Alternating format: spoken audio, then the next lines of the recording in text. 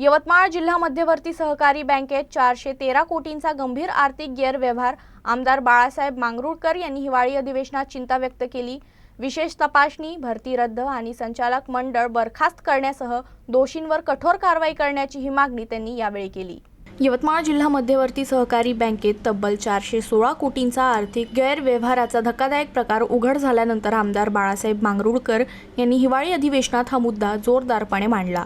जिल्ह्यातील जवळा, फुलसावंगी, जामबाजार, दिग्रस, आर्णी, पुसद यासारख्या अनेक शाखांमध्ये कर्ज वसुलीची रक्कम गायब करणं, बोगस कर्ज वाटप करणं, अनधिकृत व्यवहार आणि सस्पेन्स खात्यातून पैसे काढण्यासारख्या गंभीर अनियमितता झाल्याचा आरोप त्यांनी केला। या पार्श्वभूमीवर त्यांनी सरकारकडे विशेष तपासणी सुरू असलेली सर्व भरती प्रक्रिया रद्द करणे आणि संपूर्ण संचालक मंडळ बरखास्त करण्याची मागणी केली। दोषी अधिकारी व कर्मचाऱ्यांवर कडक फौजदारी कारवाई करण्यासोबतच सर्व शाखांचे व्यवहार डिजिटल तपासावेत अशी ही मागणी त्यांनी सभागृहात केली आहे।